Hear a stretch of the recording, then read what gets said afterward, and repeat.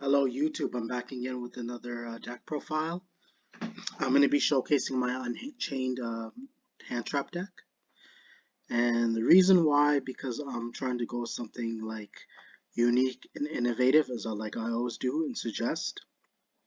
And I feel like based on this particular build that I made, it's not only is it competitive, it's fun to actually utilize. So let us proceed. I'm not going to waste time, so we're going to continue forward. Starting off, Abominable Unchained Soul, really he's just a one of, because he can act while he's in the graveyard and he goes back to the bottom of your deck. So, and you can only special summon once per turn. But if a card you control is destroyed by battle or card effect, you can special summon this card from your hand. If this card is special summoned, you discard one card, destroy one card in the field. And as to why we're specifically playing one, because most likely he's just going to go back to the bottom of the deck. Having multiple copies makes it so that you're just breaking even more and you really aren't seeing enough starters. But one thing I forgot to mention is once per turn during the end phase, if this card is in the graveyard because it was destroyed on the field, so there's turn, you can special them. And that restriction itself makes you just prefer to play one of.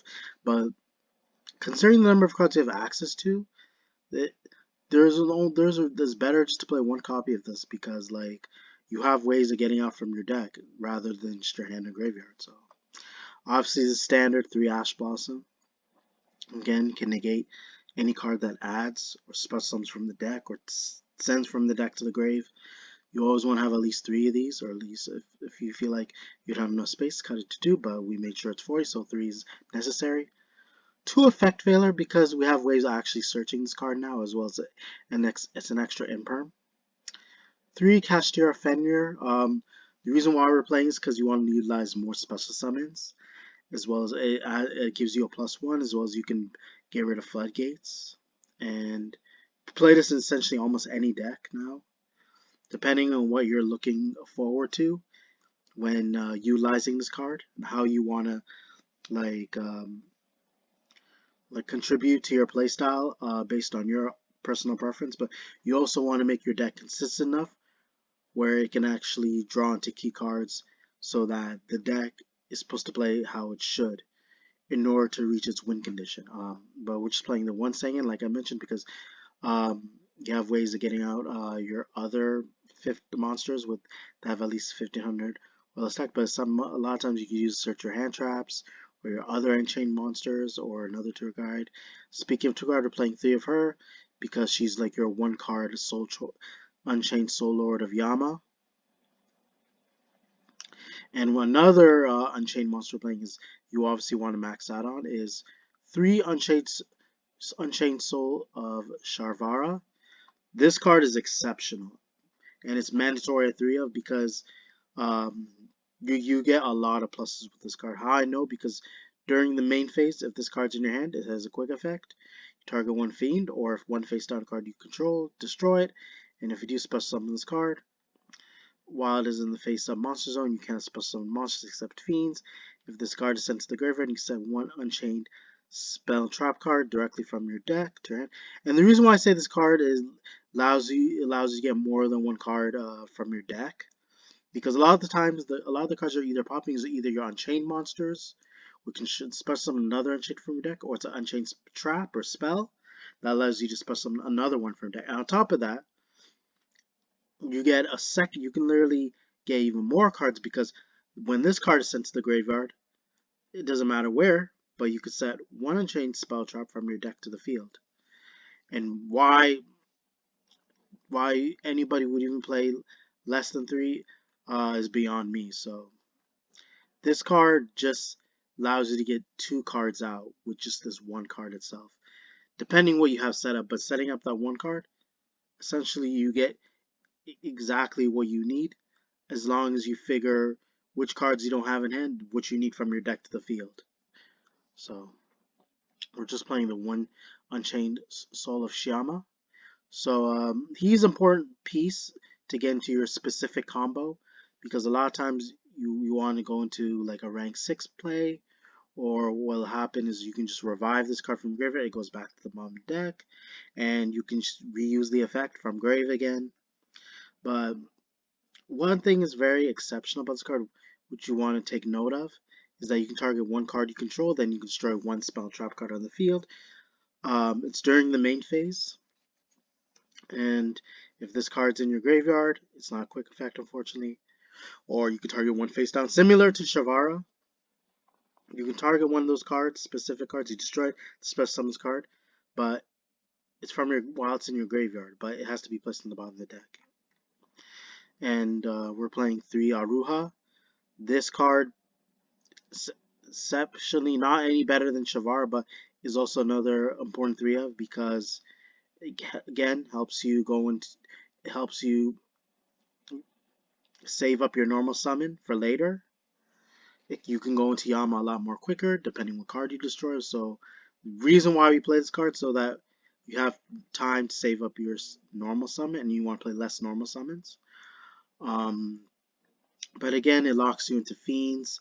But one thing you'll notice about a lot of the Unchained cards, if they're destroyed by card effect or battle, except by their own effects, you can supposed to summon one Unchained monster, except one that matches the same name as this card. Doesn't have the same name as this card. So instead of multiple copies, you're just playing one Rakia and one Sarma. The reason why you're just playing one of these, I'll explain their effects. Rakia doesn't have the best effect, but you can target one card you control, destroy it. But a lot of times you do that because you have a lot of chain cards that can be destroyed, enabling or allowing you to enable to use their effects. So there's really no benefit to using this effect if you're not destroying an Unchained card. But you do that because it has synergy with the deck, and that effect serves a purpose specifically with Unchained, but you don't benefit if you destroy something, because you get no other effect after you destroy something with Rakia's effect, after you destroy a card, because it is hinting that what deck this card is meant to be played in, and it's specifically for Unchained, and to keep the deck in order for the deck to keep it flowing, so that you know how you follow the flow of the deck, as well as the synergy, as well as you playing it how the card is tended to. So, and we're going to Sarama. But again, this card's very good, but you're not going to use it too often. You're going to target one chain card in your graveyard, set to your field, and then you can destroy one card you control. So, reason being why this card is also important too, but I wish I could play more, but it's an amazing effect because you can literally set one of your traps, destroy them, and then special summon another chained.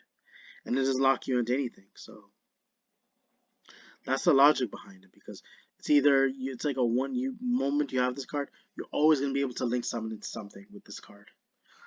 But even though you could cut the tour card, but the tour card is an important starter, which is why it is very risky cutting one or two of these just to play 2 or 3 Sarama.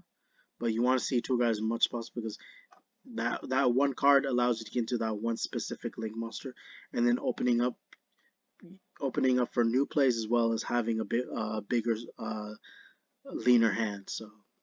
So your hand will be a lot more efficient, as well as you keep more cards from your hand, so that you can either use those cards if you have more hand traps, or you can also counter whatever card your opponent will use against you.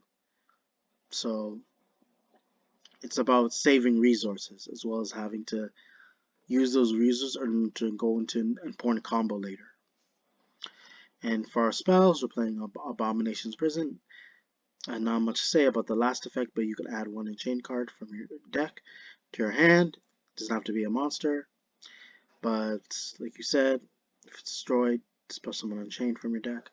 Pot of Prosperity is our last spell, because we're using this card to help us dig deep into our main deck. And even though it halves the damage that your opponent takes, it's still helping you get into your card combo a lot more easier. It makes the deck a lot more consistent, and the deck is able to function the way it should, because you always have access to your combo key pieces, your key cards, and starters that allow you to make this deck function to the point where you feel that your deck is set, whether you're going first or second. For our traps, obviously, we're playing 12. 3 Abominable Chamber of the Unchained. I think this is the best Unchained trap because it allows you to put someone Unchained from your hand or graveyard. Um, Escape the Unchained, not so much because it requires you to have Unchained card on a monster on the field. But if you do, you can destroy one Unchained monster you control as well as one card on the field. And for your other traps, obviously we're playing as our hand traps, 3 evenly matched. Because you're not playing, you're not even playing any field spells or continuous spells or traps, and allows you just to take advantage of your opponent further, and then being able to like take care of the problem, and you having to worry less, and then afterwards forcing the negate, helping you to properly set up the board that you want, as well as looking forward to. And for our last hand trap, 3 Imperm. Not searchable by Seng because it's not a monster. But again, being able to negate more on monster effects because we want to efficiently do that so that eventually when it's our turn, we can be able to go into our plays a lot more easier and not worry too much about omni negates. And getting to your win condition is the vital part of this deck, so that you want to slow your opponent down as much as you can. And with this deck, plays really well, has a lot of special summons, plays enough hand traps, and goes into a proper like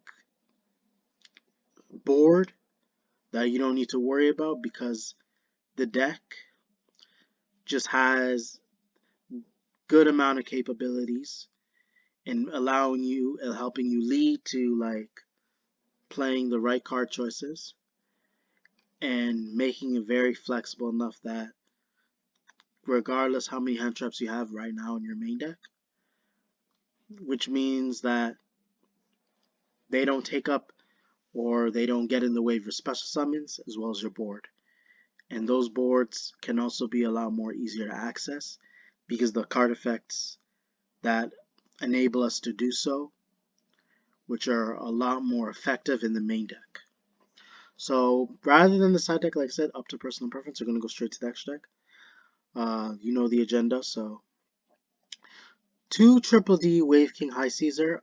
I'm not really going to the XC package that heavily, but because he's a very important card, but that's only if you guys want to. But for my personal preference, I would like it the way it is because links are far more generic, a lot more useful, and they have more powerful effects.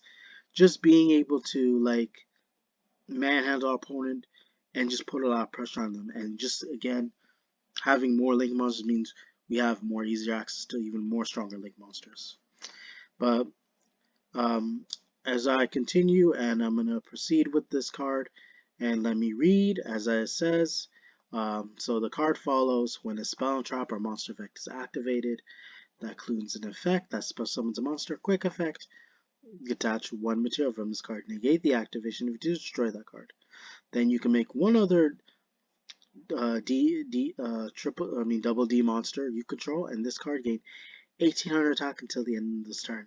So I think that applies also to this card because it also includes 2Ds as well, even though it's a triple D.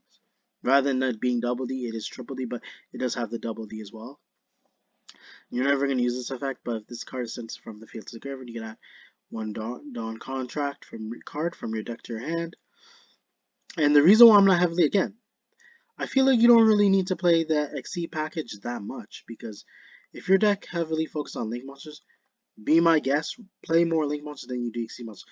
It's just the fact that this card adds a lot of coverage, as it's the only XC monster that you need, in my opinion. That can just put that amount of pressure, and then even if you try to summon something with it, just considering the amount of attack this card has, like, what other XC monster that you want to go into? Because this card, again, its effect is not once per turn. You detach a material from this card.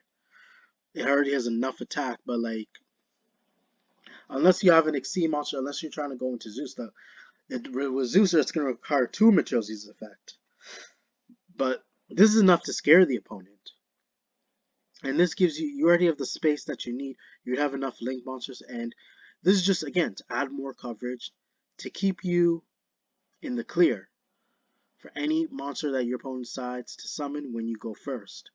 And why? And then you have the cards you can utilize, which is easily effective enough to let you get into this card because of the card choices, and it's already 40 cards. So there's no need to heavily rely too many NXT monsters because it's usually that specific one that's carrying you the game. So to our link monsters, to access code, simply because we can even link someone with one of our Unchained monsters, but on top of that, this card will always come in clutch because they cannot respond to it. But let me explain how this card works. If this card is link summoned, you target one link monster that was used as material for its link summon. This card gains attack equal to that link monster's rating.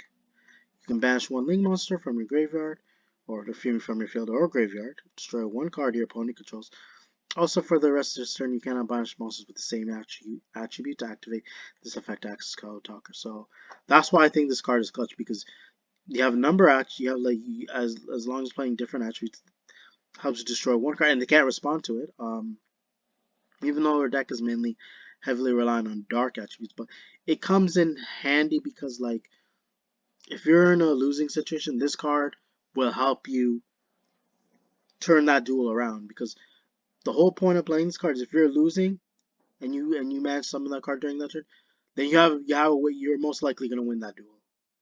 Depending on the differential, the difference of you and your opponent's life points. But like if your opponent has the lead and you don't have that many life points, summon this guy, chances are you're going to win the turn.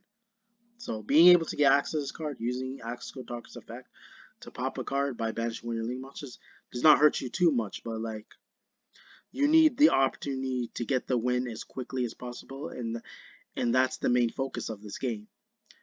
So that your opponent, not only can your opponent not respond to this, this will lead you to victory, and your chances of like your chances of losing is slim to none. So for other link monsters playing Nightmare Cerberus, we've got this Nightmare package, obviously Phoenix, Unicorn. Some people prefer to play Unicorn because you want to discard that many cards. But this is in case because we're playing the Access Code package, the Access Code Talker package. So these always come in handy. Muckracker, I'm going to be able to explain, but even though it locks you into Fiend monsters, but a lot of times you use it because you want to revive one of your strong Fiend monsters, up into your Link monsters, or they can be one from your grave that isn't a Link monster. But a lot of times, if a monster you control be destroyed by battle card effect, you can distribute one Fiend monster you control instead. But on top of that, you can target one Fiend monster in graveyard, discard one card, and if you dispose some of them, also you can summon monsters for the rest of this turn except Fiend monsters. So you can manage summon access code after, but you gotta do that first before you summon Muckracker. Playing the one Unchained Abomination. This card we just played as one of overall just a really lethal card. Very like dominant. I'm not talking about like this like out of the best. It's not really out of the other Link monsters, Link 4s, that's the best one, but it gives you multiple pops. Because if a card on the field is destroyed by card effect, besides Abomination, you can target one card on the field, destroy it, and when another monster is destroyed by battle, you can target one card in the field, destroy it. During the end phase, you can target one card in the field, destroy it. So you get 3 pops with this one card itself. And it may not be the most dominant. It's not the most dominant Link monster, but it's dominant for its own effect. It may not be as effective considering how weak targeting is, but just being able to pop more cards is essentially very good because being able to get 3 pops can help you turn the duel around. It can change the tides in a duel. So Even if it may not be effective this format and the targeting isn't that great, but you can utilize this effect and do as much possible damage as you can, even if it isn't slightly big enough. But it is sure to like help you afterwards and leading you to more opportunities. And for our other link too, which is important, we're playing the Unchained Soul Lord of Yama, which just is very generic, requires 2 Fiend monsters, and if this card's special summoned, you can add 1 Chain monster from your deck or graveyard to your hand. But what's it also makes this card even more useful and effective and very reliable is if a card you control is destroyed by battle or card effect while this card's in your graveyard, you can banish cards, but summon 1 Fiend monster from your hand or graveyard. Then you have the option whether you want to destroy one card you control. That's your choice. So why you play 2 of this card is the main starter. It helps you set up stronger Fiend monsters, allows you to get access to more Unchained cards, and then retrieve them from your grave. But it helps you set up a lot more easier and being able to have your revenge turn sooner later on your upcoming turn. After your opponent's turn is passed, after they destroyed something, you use effect, you might potentially have a chance, but it just allows you to like be able to make your revenge and then being able to allow you to retaliate amongst your opponent in return if they destroy something. So it's both flexible on offense and defense. And for other link monsters, just playing one, like normally you'd play 2, but because they're only during the mid phase, and you don't use it too often, but because it's not as effective enough, and again, targeting isn't strong enough.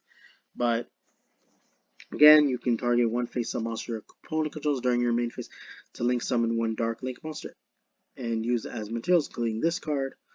But a lot of times, like the Unchained Soul, some of the Unchained Soul Link monsters have this effect where if they're destroyed by battle or card effect, you can target 1 Fiend monster graveyard and add to your hand.